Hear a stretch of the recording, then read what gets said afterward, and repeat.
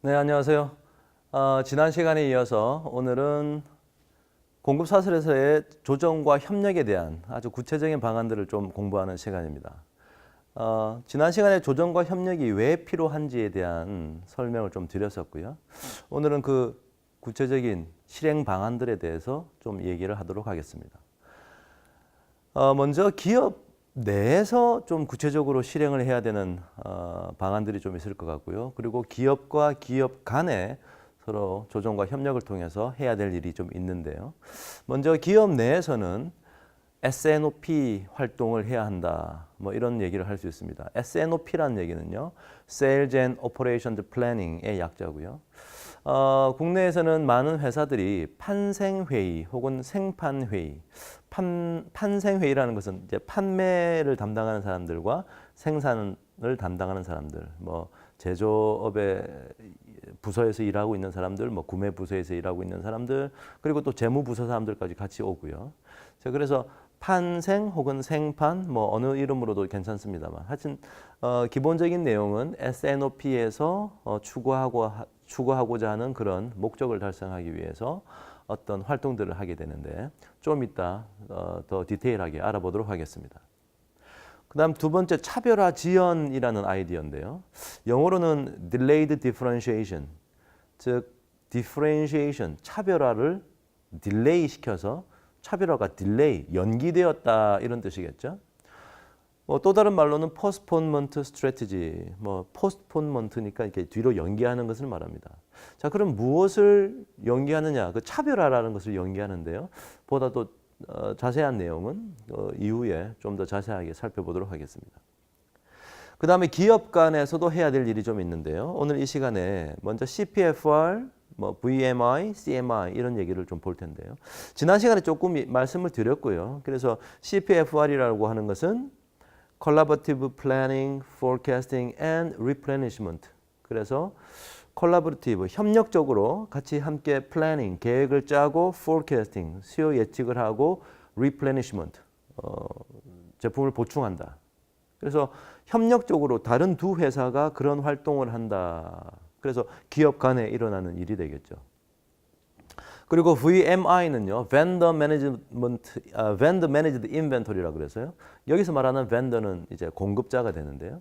지난 시간에도 제가 채찍 효과를 얘기할 때 잠깐 설명드렸습니다만, 즉 우리의 납품업체가, 우리의 공급업체가 우리 회사 내에 있는 재고를 관리하도록 하겠다. 그래서 우리 회사와 다른 공급회사가 서로 협력적으로 일을 하는 거죠. 또 다른 버전으로 CMI라고 있는데요. Co-Managed Inventory. 아까 VMI가 납품업체에게 우리 회사에 있는 재고의 관리를 완전 맡긴 것이었다면 이 CMI는 함께 어느 정도 관리의 역할을 분담해서 함께 재고 관리를 한다. 이렇게 이해하시면 되겠습니다. 그리고 두 번째, 전체 최적화를 위한 계약의 설계. 두 회사가요, 어떤 새로운 계약 관계를 형성하면 둘 다 좋은 결과를 맞게 되는 그러한 아주 현명한 계약의 설계 방식들이 좀 있는데요.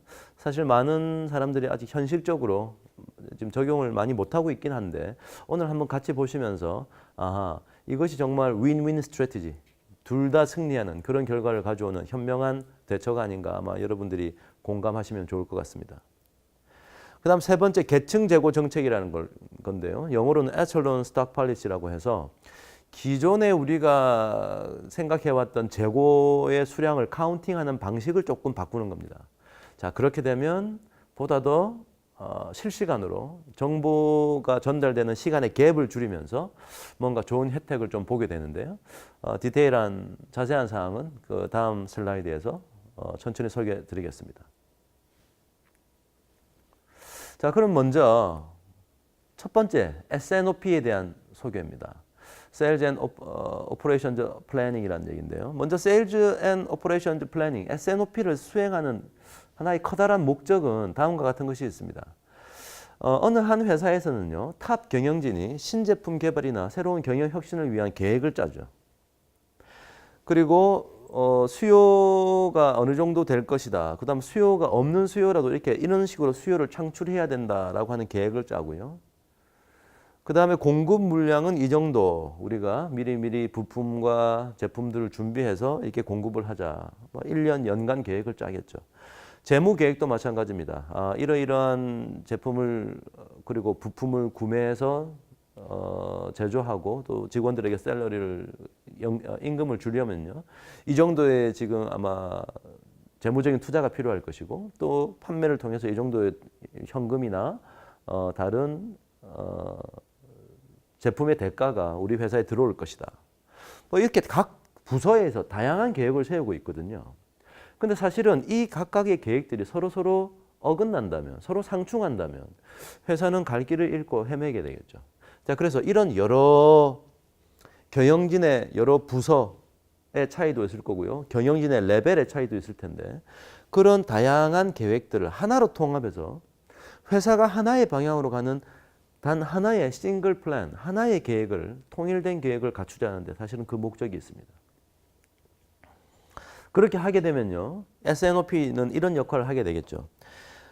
탑 경영진이 세우는 연간 사업 계획이 S&OP라는 활동을 통해서 기업 내의 실무자들이 실질적으로 회사를 운영하고 계획을 실행하는 그 연결 과정에서 아무런 갭이 차이가 발생하지 않는, 그래서 잘 정렬된 전략이 잘 실행까지 정렬이 되는 얼라인먼트라는 말을 썼는데요.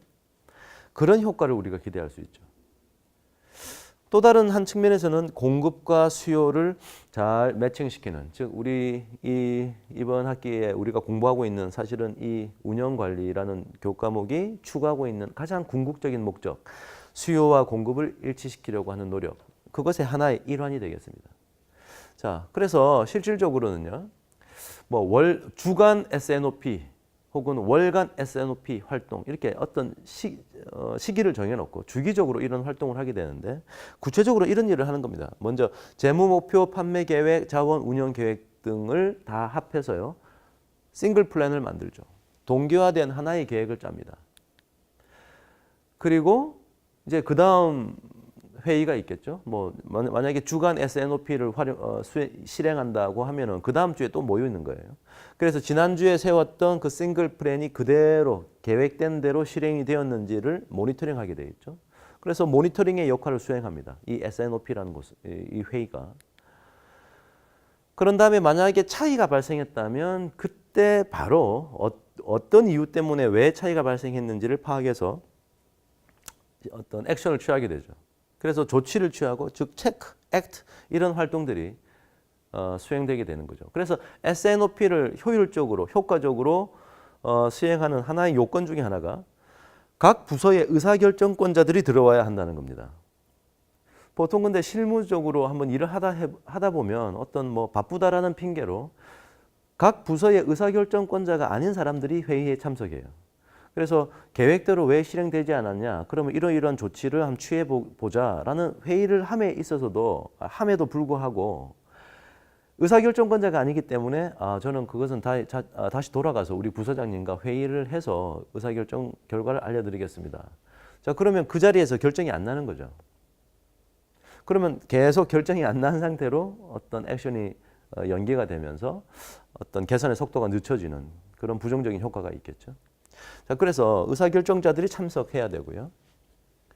이러한 일을 계속 해나가는 겁니다. 계속 쳇바퀴 돌듯이 돌고 해서 지속적으로 계획 동기화를 추구하고, 계획과 실행 간의 그 동기화를 말합니다.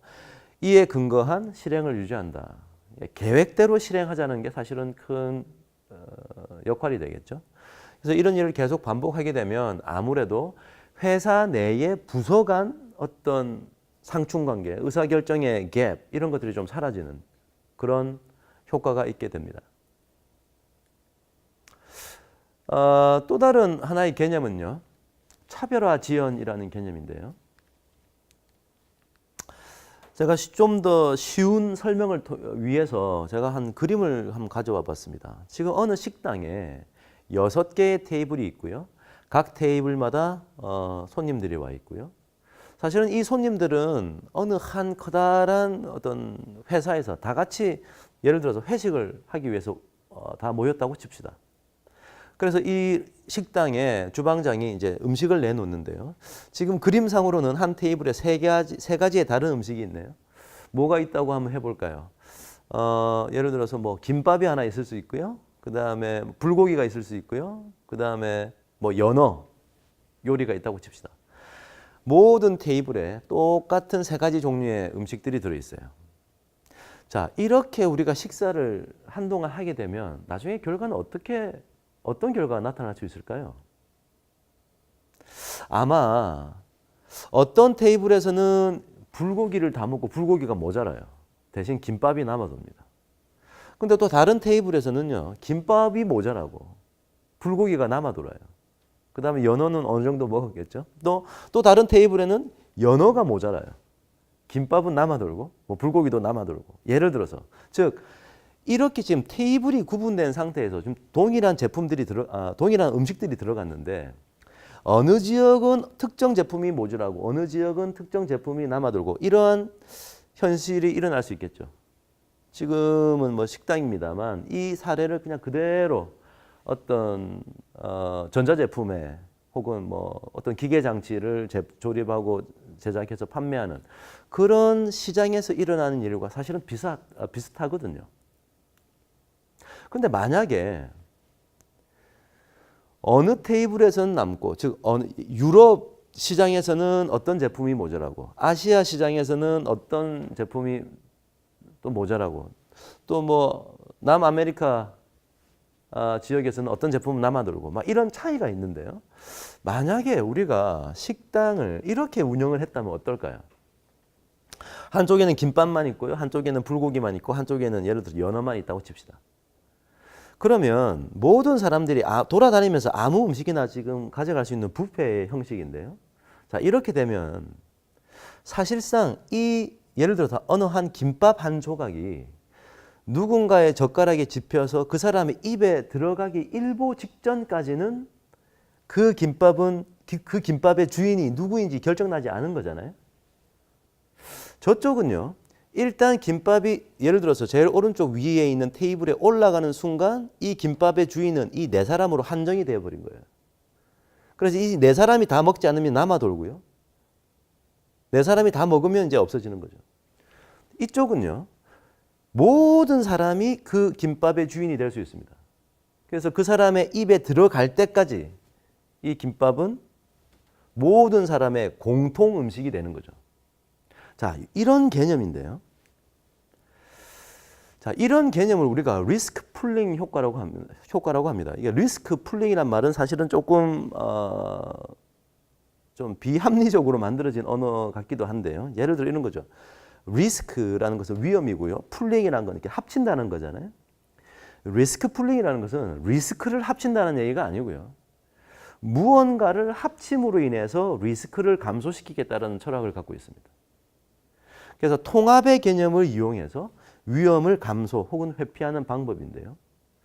지금 음식을 예를 들어서 식당을 예를 들어서 얘기했는데 이런 리스크 풀링의 효과를 우리가 기대하는 그 근본적인 이유는 다음과 같은 겁니다. 제품 수요 총합의 변동은요. 각 제품 수요의 변동보다 항상 작게 돼 있어요. 즉 각각 다른 테이블에서 일어나는 이 음식들이 다양한데 각각 제품들의 어떤 수요의 변동보다 그 변동을 합친 총 수요의 변동은 작게 돼 있어요. 즉 같은 김밥이라도 여기 있는 김밥, 여기 있는 김밥, 여기 있는 김밥 6군데 김밥이 흩어져 있는 상태에서 어떤 수요의 변동이란 보다는 다 같이 모여 있어서 이 총합이 예를 들어서 오늘 식당에서 먹은 총합, 내일 식당에서 먹은 총합의 김밥의 양, 이 값이 더 작게 돼 있다는 거예요. 그래서 무언가를 합쳐 놓으면 변동성이 줄어들어서 위험을 조금 회피하는 효과가 있다. 그런 뜻입니다. 자, 그래서 이런 개념을 이용해서요. 실질적인 기업에서는 공통 부품에 대한 리스크 풀링 효과를 이제 이용하게 되는데요. 즉 최대한 실질적으로 최종 제품은 다르다 하더라도 그 각각 다른 제품에 들어가는 부품을 애초부터 다른 부품으로 사용하지 않고 공통된 하나의 동일한 단일의 부품을 사용하도록 우리가 최대한 노력을 한다면 나중에 그 공통 부품의 형태로 존재하게 되면 최종 제품의 수요가 어떻게 변하든지 간에 다 모두 다 사용할 수 있게 되잖아요. 아하.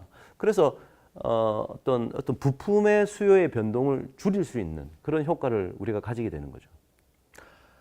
자, 방금 리스크 풀링의 효과에 대한 설명을 우리가 하고요. 이제 구체적으로 이 차별화 지원의 어떤 실제 예를 한번 볼까요? 다음 보시는 이 그림은요. 베네통이라는 회사에서 의류를 제작해서 고객에게 이제 전달해주는 그런 공정에 대한 변화를 지금 얘기를 좀 하려고 하는데요. 자, 기존에는 어떻게 했냐면요. 어떤 뭐 실이나 천들을 가져와요. 그래서 먼저 염색을 합니다. 그래서 염색을 해서 빨간색 어떤 천, 노란색 천 이렇게 만드는 거죠. 그래서 그것들을 이제 깁기 시작하는 거죠. 그래서 스웨터를 만드는 거예요. 그래서 예를 들어 빨간색 실을 가지고 스웨터를 만들었으니까 빨간색 스웨터가 나올 거고 노란색 실을 이용하면 노란색 스웨터가 만들어지는 거예요. 그래서 이렇게 만들어서 가지고 있다가 고객들에게 이제 판매 시즌이 되면 팔기 시작했죠. 그런데 만약에 이렇게 하면 어떤 문제가 있었을까요? 이미 실들의 색깔이 결정났고요. 그 다른 색깔의 실들을 기워서 스웨터를 만들었어요. 그래서 팔다 보니까 어느 특정한 해에는요. 파란색 스웨터가 너무 인기예요. 그래서 파란색 스웨터는 모자란 거죠. 빨간색 스웨터는 남아돌아요. 남아돌아서 재고로 쌓여 있다가 그 다음 해로 또 재고로 넘어갑니다. 2월이 되고 나면 근데 이거는 패셔너블한 그런 제품이기 때문에 시간이 갈수록 그 가치는 뚝뚝 떨어져서 이제 아주 값싸게 아울렛으로 넘겨야 되는 뭐 그런 상황이 발생할 수 있었겠죠. 자, 그런데 베네통에서 이런 차별화 지원의 아이디어를 써서요. 다음과 같이 이런 서플라이 체인의 이 공정을 바꾸는 거예요. 자, 예를 들어서 애초부터 하얀색 실을 가져와서요. 하얀색으로 이미 스웨터를 만들어 버려요. 만들고 나서 기다리고 있는 겁니다. 올해는 고객들이 어떤 스웨터를 많이 주문하나 기다리고 있다가 파란색 스웨터를 많이 주문한다. 그럼 파란색 그때 돼서 파란색으로 염색을 해요. 그래서 파란색 스웨터를 만들고 빨간색이 좀 덜 팔린다. 그럼 빨간색은 조금만 염색해서 파는 거예요. 자, 이렇게 일종의 공통의 부품을 만들어 놓은 거죠. 백색 스웨터라고 하는 공통의 부품을 가지고 가만히 기다리고 있다가 실질적으로 고객들이 어떤 제품을 선호한지가 아주 가까운 미래의 그런 고객의 구매 선호도를 파악한 이후에 색깔을 결정하는 거죠. 자, 이렇게 되면 아까 앞서서 보셨던 바와 같이 어떤 제품이 모자라고 어떤 제품이 남아도는 그런 수요와 공급의 불균형을 상당히 해소할 수 있었겠죠. 아하. 자, 이 대목에서 우리가 차별화 지원이란 말을 이제 바로 이해할 수 있는데요. 아까 첫 번째는요. 고객이 사가는 제품에 대한 그 제품의 차별화가 애초에 실을 염색할 때부터 이미 차별화가 진행됐던 거예요. 빨간색으로 염색된 이 실은요. 빨간색 스웨터를 사가는 고객을 위한 실이에요. 즉 차별화가 애초에 시작됐던 거죠. 그런데 밑에 있는 이 이야기는요. 현재 하얀색 스웨터가 만들어질 때까지는 주인이 없어요. 이 하얀색 스웨터의 주인이 빨간 스웨터를 사려는 고객인지 파란 스웨터를 사려고 하는 고객인지 주인이 없는 거죠. 즉 공통 부품의 형태를 오랫동안 유지해왔기 때문에 실질적인 제품의 차별화는 이 대목에서 즉 염색을 하는 스웨터를 염색하는 과정에서 이루어지는 게 되겠죠. 즉 차별화의 시점이 상당히 후속 공정으로 뒤로 지연이 되어 있는 그런 형태가 되겠습니다.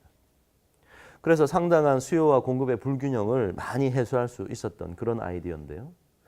그래서 이런 차별화의 지원을 아이디어를 실행하는 것은 좋은데 이 차별화 지원의 아이디어를 실행하려면 회사 내에 기업 내에 다양한 부서의 사람들의 노력이 공동의 노력이 필요합니다. 예를 들면요.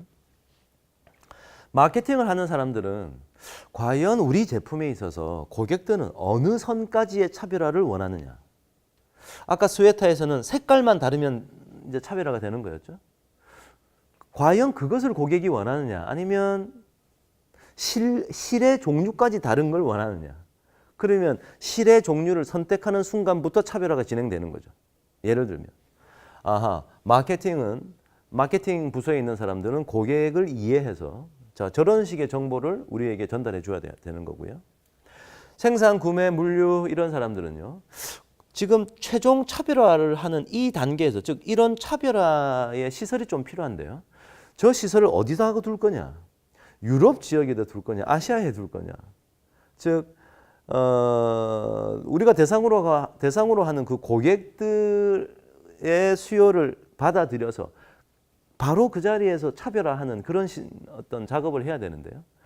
그러한 작업의 위치는 어디고 과연 그 위치에 그런 시설을 두면 어떤 차별화 과정에서 필요한 추가적인 부품들의 어떤 조달은 가능한지 또 노동력의 어떤 상황은 어떤지 그런 것들을 고려해서 차별화 시설의 위치 및 조달 가능성을 이제 파악해야 되는 거죠. 재무회계 부서 사람들은요. 원가 파악을 하는 이슈에 있어서 이 차별화 지원은 조금 이제 난해한 면이 있습니다. 아니 기존처럼 최종 차별화된 제품 A, B가 있는데요. 기존에는 A라는 제품을 만들기 위해서 원재료 구입부터 A라는 제품이 만들어질 때까지 B라는 제품도 원재료부터 B라는 제품이 만들어질 때까지 처음부터 끝까지 따로따로 원가를 계산했어요. 즉 원재료부터 A라는 제품이 만들어질 때까지 총 비용을 계산해서 이 제품 개당 원가를 계산할 수 있었던 거죠. 이쪽도 마찬가지입니다. 그런데 지금 차별화 지원에 이런 공통 부품에 대한 아이디어를 가지고 오니까 공통 부품으로 쭉 만들어질 때까지 든 비용이 있어요. 근데 이것이 제일 최종 마지막 순간에 A 제품, B 제품으로 차별화됐거든요. 그러면 이 공통 부품으로 만들어질 때까지 든 비용을 A라는 제품의 원가, B라는 제품의 원가를 계산할 때 어떻게 배분해야 되는가? 이런 기존과 다른 생각들이 좀 필요했던 거죠. 그래서 이제 Activity Based Costing이라고 해서요. 우리나라 말로는 활동 기준 원가 계산 방법 뭐 이렇게 불릴 수 있는데요. 나름대로 좀 기존과 다른 원가 계산 방식이 좀 필요했고 그 얘기는 기업 내에 원가와 관련된 각종 재무 회계 시스템이 바뀌어야 된다는 얘기입니다. 끝으로 R&D, 연구 개발을 하는 사람들은요. 지금 우리가 말은 쉽게 했죠. 어떤 최종 제품으로 다양화시키기 이전에 공통의 부품을 이렇게 사용하면 좋겠다. 자동차로 따지면 A라는 자동차와 B라는 자동차가 있는데 그 안에 들어가는 배터리나 어떤 엔진을 공통의 부품을 사용하겠다. 그런데 이제 R&D 사람들이 그 얘기를 해줘야 되죠. 과연 그게 가능하냐? 어느 시점까지 공통의 부품이나 모듈을 사용하다가 최종에 차별화해서 각각의 기능을 원활히 수행하는 것이 가능하냐 안 하냐 기술적인 가능성 및 어떤 이런 부품 모듈화의 가능성을 의사결정을 좀 해줘야 되는 거예요. 결론은 차별화 지원을 실행하는 데 있어서는 회사 기업 내에 여러 부서들의 조정과 협력이 반드시 필요하다라는 그런 메시지가 되겠습니다. 자, 이제는 기업 간의 어떤 조정과 협력의 노력을 좀 얘기해 볼 텐데요. 제가 지금 전체 최적화를 위한 계약의 설계라고 되어 있는데 제가 예를 하나 들어보죠. 좀 더 이해를 돕기 위한 예인데요. 예를 들어 수영복을 판매하는 A라는 회사가 있습니다. 자, 여기 지금 그 스토리가 좀 나와 있고요. A사는 여름 시즌에 수영복을 판매한다. A사는 시즌 동안 판매할 수영복을 여름 시즌이 시작되기 전에 B사로부터 주문해서 B사가 제작을 하고 B사로부터 주문을 하는 거죠. B사는 A사에 받은 주문량만큼 생산해서 이제 판매하는 겁니다. A사는 수영복을 여름 시즌 동안 개당 12만 원에 판매를 하고 있고 시즌이 종료된 이후에는 아울렛에 개당 2만 원의 가격으로 전량 넘겨주게 된다. 패셔너블한 제품이 주로 이렇게 의류들이 주로 이런 행태를 취하는데요. A사는 B사로부터 개당 8만 원을 지불하고 A사가 B사에 8만 원 주고 사온 거예요. 팔 때는 정상가는 12만 원, 팔다 안 팔리면 2만 원 떨이 처분을 해야 되는 상황이죠. 수영복 공구를 받으면 B사는 개당 3만 원의 원가로 수영복을 제조한다. 이 친구는 B는요. 개당 3만 원 비용을 들이고 제조해서 8만 원에 파는 거죠. 그런 상황이군요. 여름 시즌 동안의 수영복 수요는 최소 10,000개에서 20,000개 사이의 균일 분포를 따른다고 알려져 있다. 자, 여기 뭐 좀 통계적인 얘기가 나왔는데 뭐 쉽게 생각하면 수요가 10,000개일 확률이나 2만 개일 확률이나 뭐 17,890개 나올 확률이나 다 똑같다는 얘기예요. 확률은 다 똑같다. 아주 간단한 경우입니다. 아주 쉬운 통계의 경우인데요. 자, 질문은요. A사가 자사의 이익을 최대화하기 위해서는 몇 개의 수용복을 주문해야 되는가? A사는 몇 개를 주문해야 하는가? 주문을 많이 하면요. 팔 수 있는 기회를 최대한 살릴 수 있어서 좋은데 많이 주문했다가는 팔다 남아 돌아서 2달러에 2만 원에 지금 떨이 처분해야 되잖아요. 8만 원에 사온 걸 2만 원에 떨이 처분하니까 6만 원 손해보는 거네요. 그러니까 그게 두려워서 많이 사오지는 못해요. 그렇다고 작게 사오면 12만 원에 팔 수 있는 기회를 잃어버려요. 자, 이런 어려움이 있네요.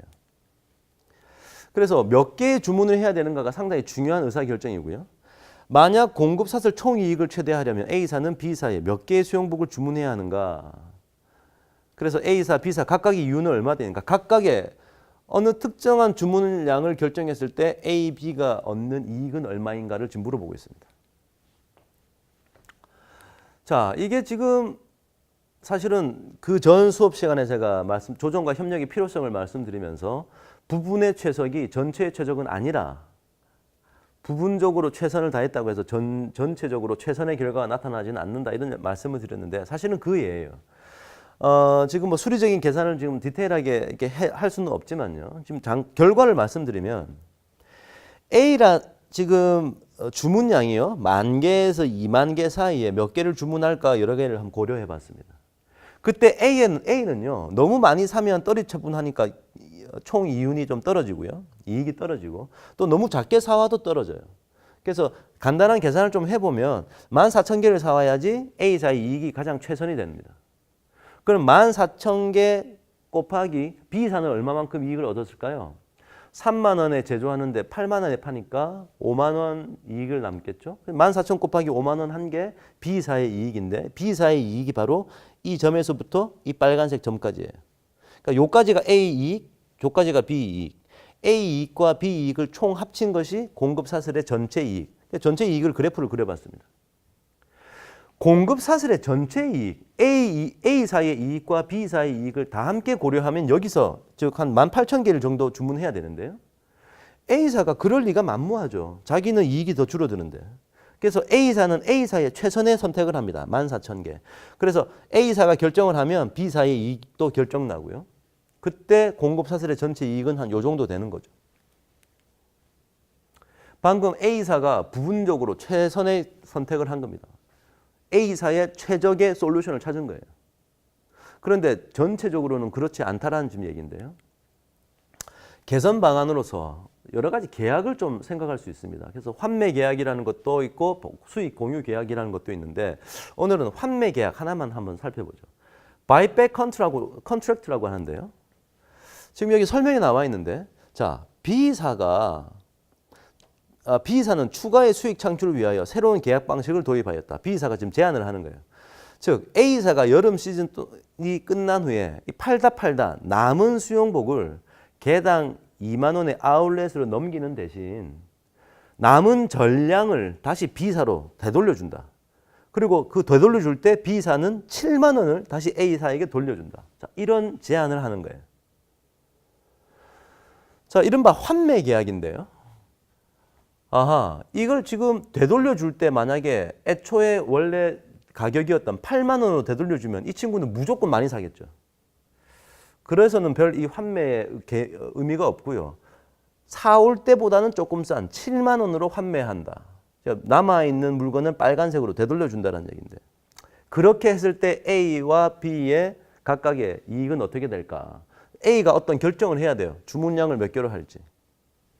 자, 이렇게 인수한 잔존 재고를 B사는 사와서 어떻게 하느냐. 이 친구가 스스로 아울렛에 2만 원에 넘겨요. 자, 그러면 아까 질문은 똑같습니다. A사의 기대 이익을 최대화시키기 위한 주문량은 얼마고 그때 공급사슬의 총이익은 얼마냐.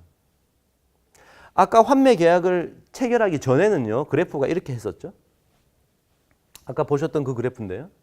환매 계약을 이루게 되면 A사의 이익 곡선이 이렇게 바뀌어요.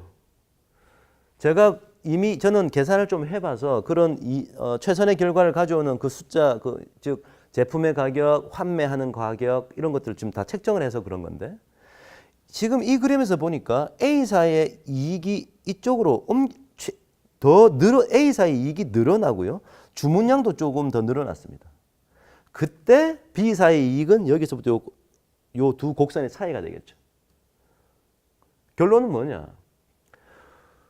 A사도 이익이 늘어나면서 최선의 선택을 했고 결과적으로 전체도 최선의 결과를 가져오는 그러한 좋은 계약이 있다라는 메시지입니다. 지금 방금 보셨던 그런 계약을 체결하는 것은요.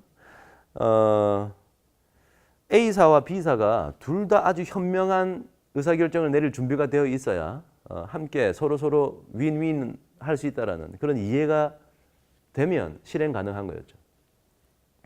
자, 마지막으로 계층 재고 정책이라는 걸 얘기할 텐데요. 에첼런 스탁 폴리시라고 하고요. 먼저 이와 대비되는 자체 재고 정책부터 한번 살짝 살펴보죠. 기존에 서플라이 체인에서 여러 단계를 거치면서 최종 고객이 주문을 하면 어떤 제품을 갖다 주고 또 이 소매상은 도매상에게 주문을 하고 물건을 납품하고 이런 관계였는데요. 요즘 뭐 워낙 각종 인포메이션 테크놀로지가 발달해서요. 예를 들어서 각종 포스 데이터, 포인트 오브 세일즈 데이터, 뭐 RFID, 뭐 유비쿼터스 장비들 여러 가지 사용하고 뭐 ERP나 SCM이라는 시스템을 이용하고요. 그다음 벤더 매니지먼트 인벤토리 이런 걸 하면 고객의 수요의 정보가 서플라이 체인에 있는 모든 사람에게 다 동시에 전달될 수 있는 기술을 요즘 가지고 있습니다. 그래서 정보를 공유하는 거죠. 정보 공유라는 것은 공급 사슬의 효율성을 높일 수 있는 게 맞아요. 그런데 그것을 과연 어떻게 활용할 것인가? 여기에 대해서는 아직 우리가 얘기를 안 했거든요. 자, 그래서 그 방법 중에 하나가 계층 재고 정책이라는 건데요. 먼저 자체 재고 정책이라고 하는 그 아주 기본적인 기존의 어떤 재고 파악 방식에 대해서 한번 설명드리겠습니다.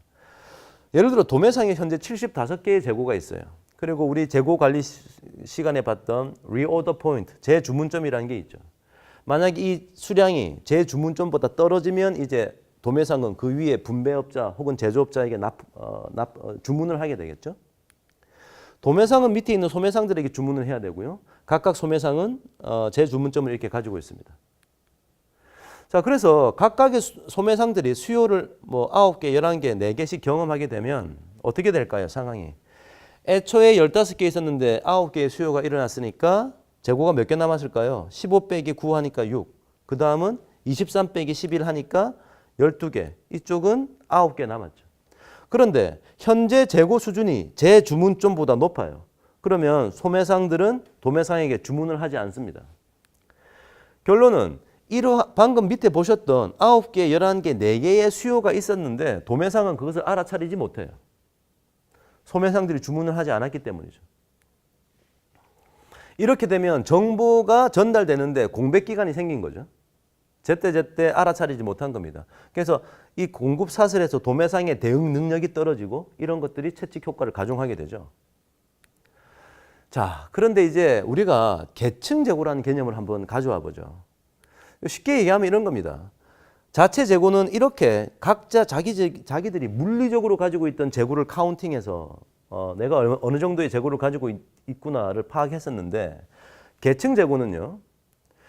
예를 들어 도매상의 경우에 자기가 납품해야 되는 그 서플라이 체인의 하류 쪽에 있는 실질적인 재고들을 다 합해서 카운팅을 해요.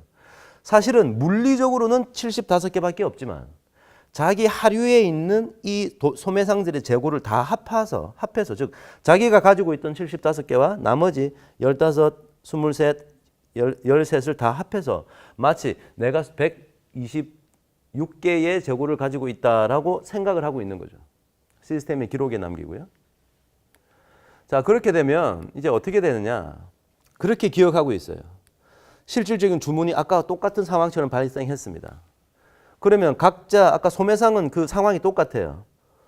재주문쯤에 다다랐지 않았기 때문에 주문을 하지 않겠죠. 하지만 도매상은 이미 포인트 오브 세일즈나 각종 서플라이 체인 ERP 시스템을 통해서 여기서 어느 정도의 수요가 일어났다는 것을 알아차린 거죠. 그래서 126개라고 카운팅하고 있다가 24개의 총 수요가 파악이 되면 자기는 나는 102개의 재고를 갖고 있는 거나 마찬가지다. 그때 자기가 세팅했던 재주문점과 비교하는 거예요. 재주문점보다 낮으니까 주문을 하겠죠. 즉 정보의 공백 시간이 제거된 거예요. 그리고 실시간으로 수요 정보를 도매상이 주문을 할까 말까에 대한 의사결정에 활용을 했던 거죠. 자, 이제까지 공급 사슬에서요, 조정과 협력이 지닌 가치와 그것을 구체적으로 실행하는 방안에 대해서 조금 공부를 해봤습니다. 그래서 오늘 했던 내용의 요약 정리는요, 먼저 기업 내에서 이런 조정과 협력의 실행 방안으로서 S&OP 활동을 한다든지 차별화 지원의 아이디어를 회사 내에 가져올 수 있다. 이런 말씀을 드렸고요. 기업 간에는 CPFR, VMI, CMI 이런 개념들이 있고요. 전체 최적화를 위해서 새로운 계약을 설계할 수 있다. 이번 수업 시간에는 환매 계약, 바이백 컨트랙트에 대해서만 좀 소개해 드렸고요. 계층 재고 정책, 에철론 인벤토리 팔리시라는 것을 사용하면 실시간으로 최종 고객의 수요에 대한 정보를 서플라이 체인 내에 있는 다양한 사람들이 동시에 인지하고 어떤 액션을 취할 수 있다. 그런 방법에 대해서 설명드렸습니다. 자, 여기까지가 서플라이 체인에서 조정과 협력에 대한 얘기였습니다.